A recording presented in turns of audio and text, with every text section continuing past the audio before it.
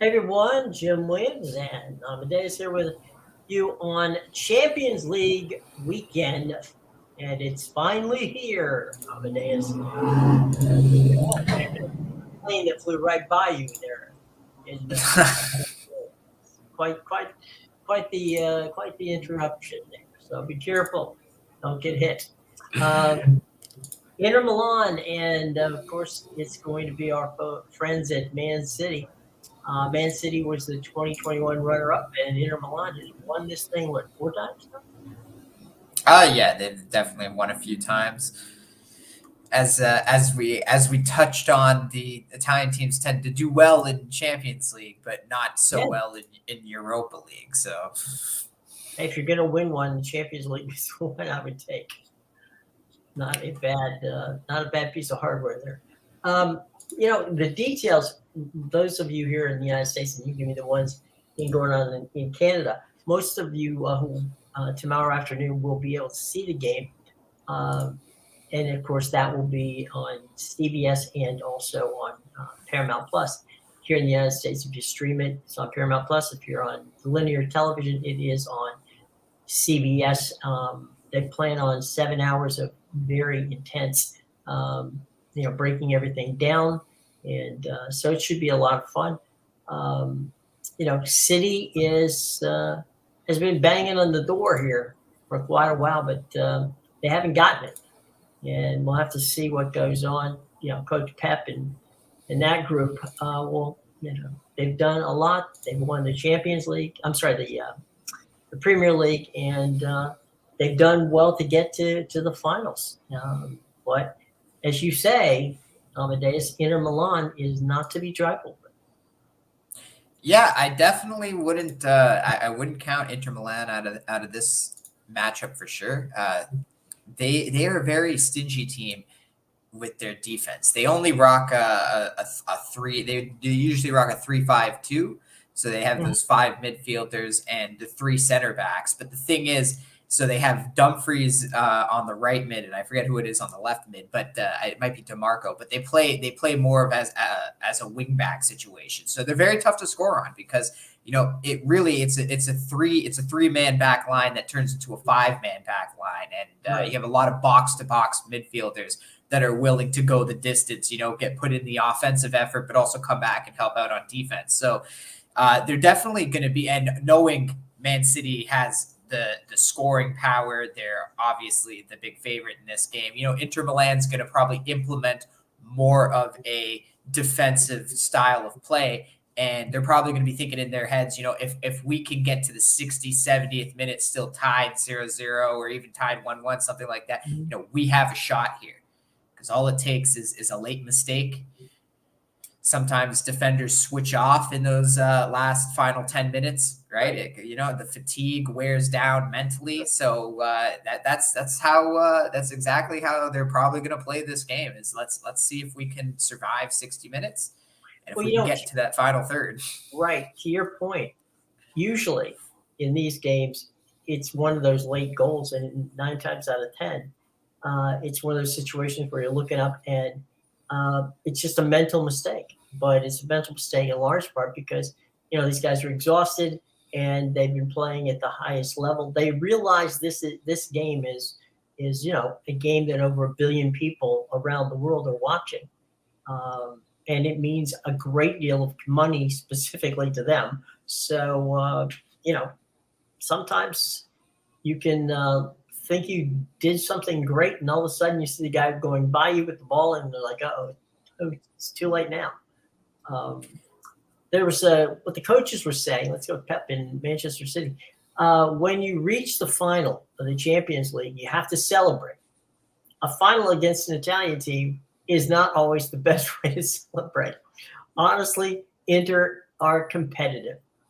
After this semifinal victory, they will be a lot more compliments to their ability as well as their mentality. Meanwhile, at Inter, for us, it's been a dream, but we have always believed in ourselves. I'm proud to be here. Nobody has given us anything. We deserve everything that we've done and achieved at this point. And now the dream to play for a finals has come true. It has been an extraordinary path of winning a derby in the semifinal and brought this particular satisfaction. So those are the coaches on the record. Those are that's really good coach speak. I mean, they're both very articulate in giving each other props and not necessarily saying that anything that would be bulletin board material for for the other side. So they're well schooled in how to keep themselves out of trouble. Yeah, definitely. And so far, from what we've seen in these other two finals, they've been very tight matches. The Europa League final between Rome and Sevilla, that one was a draw that ended up going to penalties, which Sevilla won their Europa League over Roma in the penalties. So that was a very tight match. And even the Conference League final on Wednesday, that one was 1-1 right up until almost the 90th minute. We were 2 minutes away from having extra time in that. And, there was that late goal that West Ham, they got on a breakaway. It was a good through ball. And he just found the space in behind the defender, got a little break and scored. And, when you would put a goal in that late, it's tough for Fiorentina to react. Absolutely.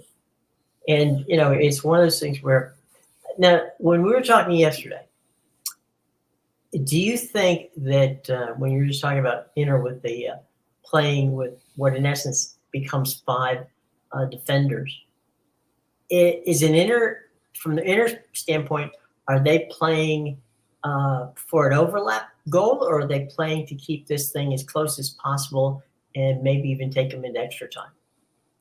So I think they're probably not going to shoot for extra time. I think the goal in their mind is going to be to, play very well defensively and try and survive 60 or 70 minutes. Yeah.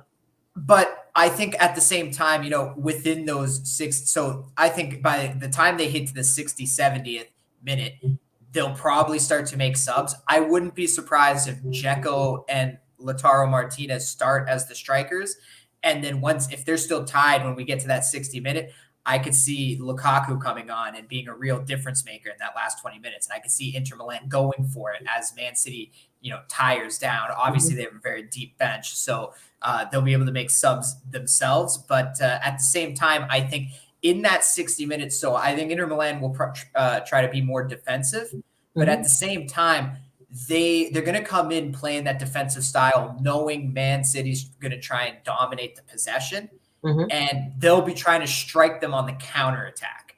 Right. That's probably going to be the goal there. So, play defensively for that 60, 70 minutes, but if we can get one on the counter and then just defend the lead, because they love to do that. That is something I've seen in a lot of Inter games. They tend to score in the first 10 minutes, and then you won't see another goal for the rest of the match because they just tighten up and clamp down on the defense. So I wouldn't be even shocked if maybe they come out a little attacking heavy in the first 10 minutes, try to catch Man City off guard, maybe swipe a goal there, and then sit back on the defense for the rest of the match. Now, Manchester City is not the kind of team you want to sit back on defense, but if you're going to defend the right way, which Inter does tend to do a lot, they can defend these leads. I've seen them defend for 70, 80 minutes. It's a possibility. It's always a possibility. But I think, they're definitely going to be playing a more defensive style and looking to strike on the counter. And then maybe if they get to the last 20 minutes and it's still tied, make the appropriate subs to go for the win then. Try to put the nail in it. Who from Inter, if you were Man City, are you worried about scoring goals against you? I'm definitely worried about Lautaro Martinez because he's probably going to play the entire match. I would be shocked if he even gets subbed off at all. He should be starting from start to finish because if anything, it'll be Dzeko that gets subbed off for Lukaku. If Lukaku doesn't make the start, I don't see him making the start, but if he does, Lukaku can be very dangerous too. And I think if I'm Man City, I'm going to be worried when those two are on the pitch together because what makes Lautaro and Lukaku so dangerous is the chemistry they have from back when they won the Serie A title. I think it was 2 years ago. Yeah, so because Lukaku left and he's on loan from Chelsea right now, but he when he was back playing for Inter Milan, that there was a reason they won the title that year. They had a chemistry, they scored goals together. So if I'm Manchester City, Lautaro Martinez is the primary concern, but when those two are on the pitch together, him and Lukaku, you gotta be watching everything because those two are very dangerous together. Okay, let me flip the script and go from if you're Inter, what do who are you trying to keep an eye on for Man City? Yeah, so the obvious answer there is obviously going to be Erling Haaland with the Right. season he's had. He's just been an absolute goal machine. He's a superhuman at this point. But at the same time, Pep likes to use him as a bit of a decoy. So they can watch Haaland, but this Manchester City's got so many weapons with De Bruyne and Jack Grealish and really, Riyad Mahrez. He probably won't start in this game, but he brings a lot of speed to the wings. So if I'm Inter, I'm obviously going to be watching Haaland. You can't let him get open at all because he will make you pay if he gets open. But don't focus so much on Haaland because he's a very good decoy, and it's easy for him to suck in 2 or 3 defenders, and then all of a sudden you leave someone like Grealish or De Bruyne open, and that's going to be an issue too because those are some very dangerous attackers as well. So, from the standpoint of if you're giving people a few betting tidbits here, what where's the line? What are you looking for prior to tomorrow's game as far as from a gaming aspect? Yeah, so if we're going to take a look at some props here now, the over in this game, so the line has been, I think it was minus 223 for most of the week. It's now minus 225. So really not much any movement. They're probably going to keep that like that because, like I said, the line you have to bet is Man City -1. And if Man City wins, they're probably going to win by just 1 because Inter Milan's very stingy defense. It's going to be a tight match. These finals tend to be tight matches. So yeah, there's that. And the total has actually, gone the opposite way I thought it was going to go. It was minus 138 for the over 2.5. Now it's about minus 125. So it's come back a bit. Still favored to the over, but some money's coming in on that under, as we've seen. Obviously going to be some tight matches. But as for props, I would be looking at maybe Lautaro Martinez because he is obviously the big producer for Inter Milan. And if they're going to score in this match, he's going to be involved in some way. You can get him at plus 333 to score. Now, personally, I think there's some value on him to score the first goal just because, as I said, Inter Milan could come out strong in those first 10 minutes and try to get that goal to defend the lead. They love to defend leads. So if they're going to be attacking early on and try to get that goal, I see a lot of value here in Lautaro Martinez's first goal plus 900 because that is just a ton of value. And if this is going to be a tight match like the other 2 finals was, the first goal could be the only goal in the match. We could be looking at a 1-0 score line here for either side. So, and if Inter Milan's going to score, Lautaro's most likely. I do like Lukaku, but obviously I don't know if he's going to be starting. And if he does start, he probably won't play the whole match. So that's why Lautaro is really the best bet. He's a guy that he'll probably be playing the full 90 minutes because they're going to need him out there. And there's a ton of value on that for sure. Cool. All right. Give me your sleeper. My sleeper. Well, I mean, Lautaro, I guess, to score a first goal. Would be the sleeper. Yeah, that would be a very good sleeper. So maybe, just for regular props here, let me just scroll through here. And the thing is, with regard to the Champions League, there's in history, in watching these things, there's always something quirky that happens. So there's a bounce here. There's a ricochet off of something. There's just so many weird things that seem to happen in these finals that it does make you want to think about some of these props because some interesting things happen in these finals. And but these two teams, even though they are outstanding teams, they also are teams that are diametrically opposed in how they have been made up and also how they play. Yeah, definitely. Inter Milan is more defense or they can score goals when they want to, but definitely more defense minded versus Man City, who's just got the attack on all ends. But as for the sleeper, we'll go with this as the sleeper. I kind of like the team total under 1.5 for Manchester City because, like I said, I think like Man City could win this game, but I don't know if they're going to score a lot on this Inter defense. But it's not going to be 5-4. Yeah, see, that's the thing, right? Like, I don't think it's I can't see it being one in that match because if Inter Milan's going to try and play if they're going to have to outscore Man City, it's not going to happen here. Their best bet is playing the defensive style. Mm-hmm. All right, so that's what we're looking for. Any prediction on a final? You say either one could win. It'll be close.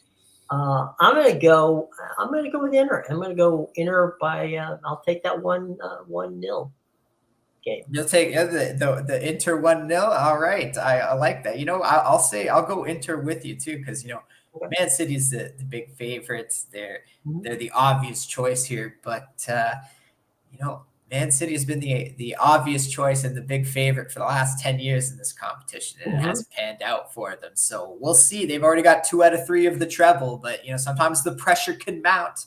Yep, and that hard work can be heavy. So they are a team that has gathered a lot of hate, as we've touched on earlier in the week. So they might not have the crowd behind them at this game.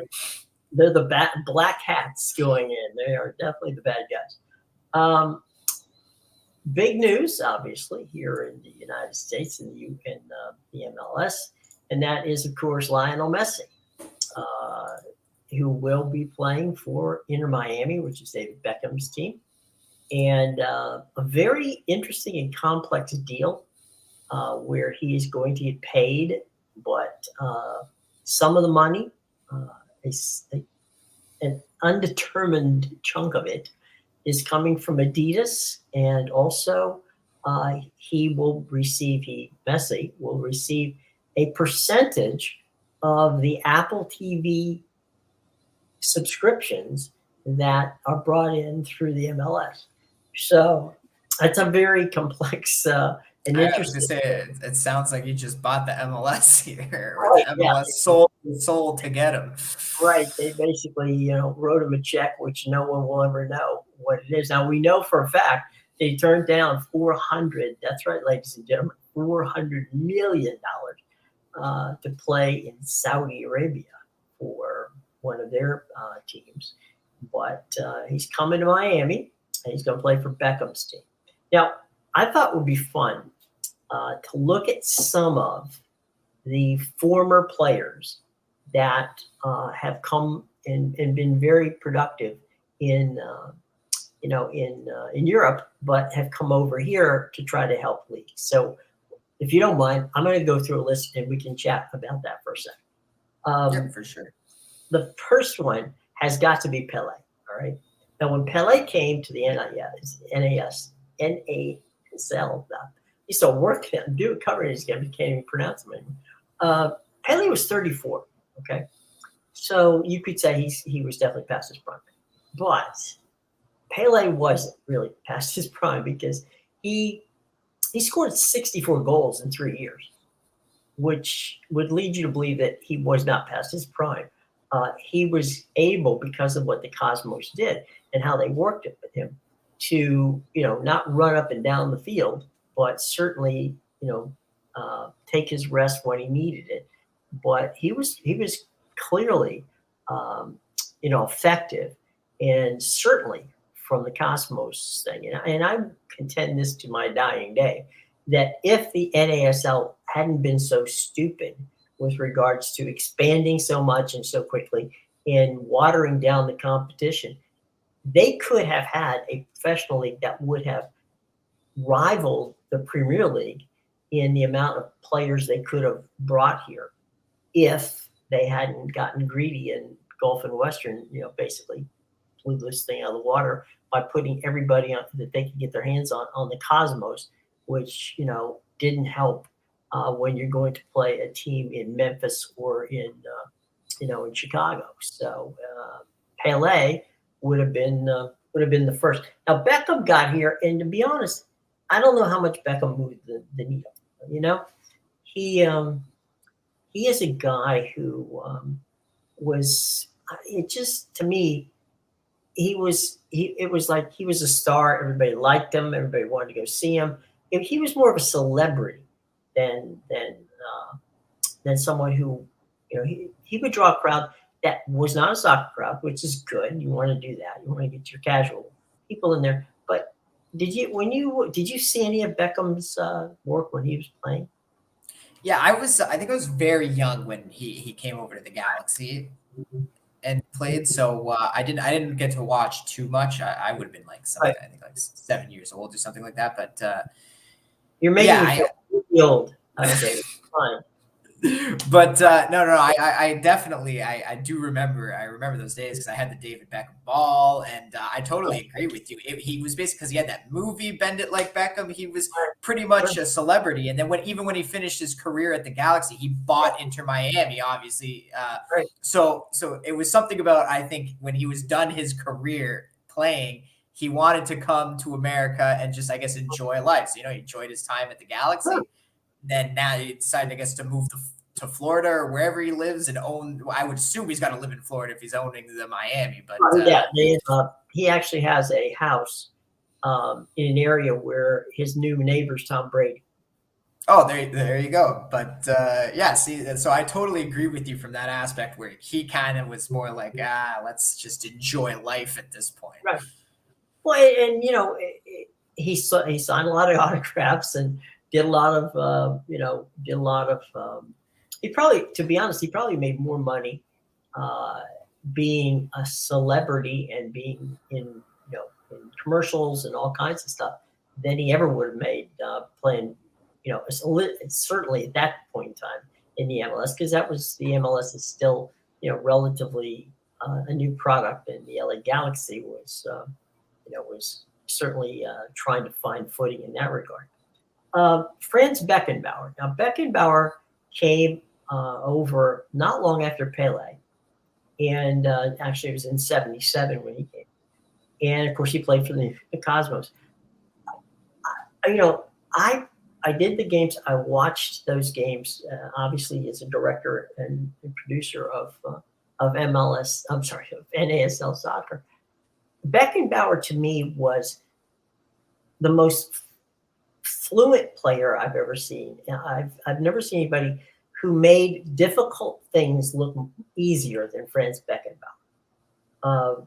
He was a sweeper, but Eddie Firmani, who was his coach with the Cosmos, I asked Eddie about Beckenbauer, and he said that his perfect thing with Beckenbauer was if Beckenbauer could touch the ball 3 times, they could score. Because Beckenbauer was very good at taking the ball from the back and getting it up to the people, whether it's Giorgio Chinaglia or Pele or whomever on that Cosmos team. It was Beckenbauer who basically, for lack of a better way of putting it, ran point guard on that team. And I never saw anybody who was so good at moving the ball from point A to point B with such ease as Beckenbauer. He was tremendous. And of course, he was a superstar for Germany, and he finished out his season and his career with the Cosmos, and went on to some pretty decent coaching situations from that standpoint. We got Johan Cruyff. Cruyff came over in the NASL. He played for Ajax, and he also played for Barcelona. He came over in '79, played for the Aztecs for a little while. He also played in Washington. Cruyff was one of those guys where when he came over, you knew he was finished. Okay, he scored 14 goals in 22 matches, which is not bad, but it just wasn't, it wasn't something that I think anybody was expecting. I guess they'd hoped for more. Now, there's one other guy we'll chat about for just a second, and that was Thierry Henry. Thierry, of course, had played for the French national team. He was a superstar for Arsenal. He joined the Red Bulls in 2010, and he did well for the time with Red Bulls, but they just didn't have a lot around him. And that, I think, is the biggest part of what we see in these guys like Thierry Henry, and now we're seeing it with, of course, when Wayne Rooney was here playing in Washington, toward the end of his career. You have super players, but you just don't have enough players around them. I'm very interested in seeing how Messi plays with a team that they're going to spend early on. They'll probably spend more time getting his autograph than they will be actually playing beside him. There's a reason why these guys are good, and it's because they have people around them. It's a surrounding cast that are good. Coming from PSG and going to Inter Miami, I guarantee you will be a culture shock beyond, what anyone could imagine, especially in a situation with a guy like Lionel Messi. Yeah, definitely, and I think so. I'm just trying to double check if he still plays for Miami, because I know he did a few years ago. But if he still does play for the team, Messi does have his former Argentine teammate Yes. Higuain there. He does. Yeah, so he still plays, right? Higuain? Yeah. Yeah, so there you go. So he's a guy that retired for the Argentina national team a few years ago, came over to Miami, right? And now, so that was probably a big influence into Messi's decision, because obviously he'd asked Barcelona to sign Paredes and Di Maria. If he was going to go to the Saudi league, he was probably going to, bring Di Maria and Busquets with him. And now, obviously, he's coming to Miami, and he's got his buddy Higuain, who he played with for years on the national team. Well, at least, that's got to help him a bit. But there still has to be more than those two guys on it.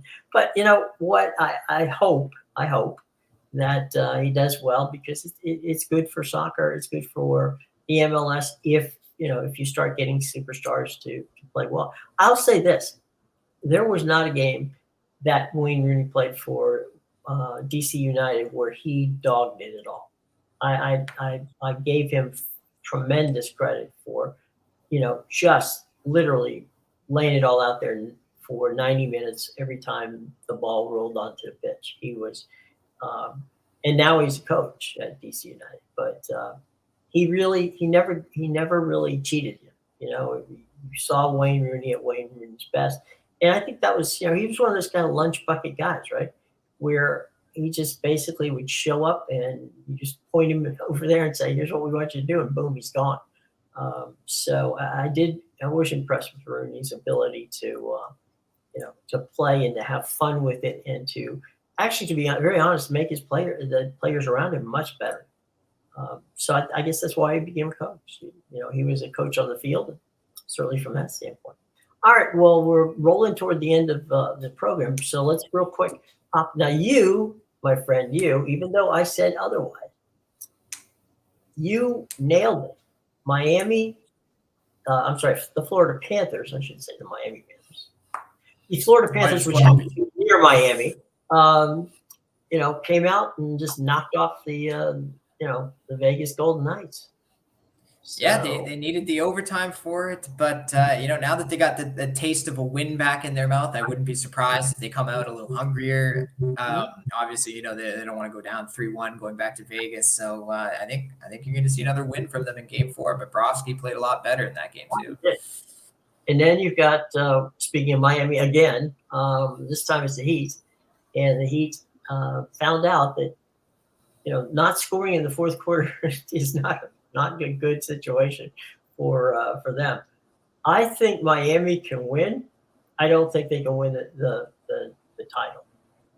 So maybe they win this weekend, but at the end of the day, this is going to be a 6-game or 7-game, Nuggets championship. I just don't see Miami. I just don't see Miami having enough to hang with. Yeah, it'll definitely be tough to win another game in Denver as well. Yeah. So maybe the two Florida teams get a win in their home area, but once they leave home again and head, in the case of the Florida Panthers, head to Vegas, in the case of Miami, head north to north and west to the mountains country of Denver. The only thing going for them will be Coors Light. Everything else will be tough against. So there you go. You got a whole bunch of stuff. A lot of baseball over the weekend. Some interesting matchups. Tampa Bay plays Texas. That should be fun. So there's all kinds of good stuff. So Champions League tomorrow, CBS Paramount Plus. Check that out. We got the Canadian Open. Hopefully there's enough oxygen there for them to play. How is the weather up there? It's better. The air quality has been a lot better these last 2 days. So there you go. That's good. But I did flip it on earlier, and there's nobody at the golf course watching these guys. Yeah, they've all gone. It's like, it's like there's like a person, a massive space, another person, and it's like that down the entire course. It's like you leave alone. So you've got that coming up over the weekend. Of course, we've got the 24 Hours of Le Mans, which is on Motor Trend TV here in the U.S. And they're covering, they're doing something they haven't done before, and that is they're covering every one of the hours. So if you want to watch the 24 Hours of Le Mans, then Motor Trend TV's got every hour of it for you, starting early tomorrow. I think it's a 9 o'clock pre-race show, and then the race itself begins at 10 a.m. tomorrow. We got the French Open. You, my friend, you want to pick the winner of the French Open from the ladies' side of the draw? I mean, Iga looks like she's just tearing through everybody right now. She is ripping. She is ripping. She has not. She's not disappointed. That's for sure. Yeah. And after Alcaraz injured himself today and just got completely wiped out after that leg cramp or whatever it was. Djokovic probably going to win. I wouldn't bet against him, and so that should definitely. So we got a lot of European stuff going on over the weekend. Yeah, honestly, Jim, he looked a little disappointed that Alcaraz was injured. Like it was very clear he didn't want to win that way. He was like, come on, put up a fight. Yeah, I think Joker is the kind of guy that wants to actually win and not get a walkover or somebody get hurt. I really do think he's a fierce competitor, and I think that's what he likes, and I think that's what endears him to some people and causes him grief for others. But I mean, it's as I say, I wouldn't bet against him on Sunday's final in France, and I agree with you 100%. This is her clay tournament to lose, and I don't think she's gonna. And our buddy Shlelinka is out, so we don't have to worry about that one. Yep, choked once again. She gulped it down. So there you go. Well, look, everybody, there's plenty of things to watch over the weekend. You'll watch them. We'll react to them on Monday at 2 o'clock. So until Monday, we hope that you have an outstanding weekend. For Amadeus, I'm Jim, and we will see you come Monday right here, same time, and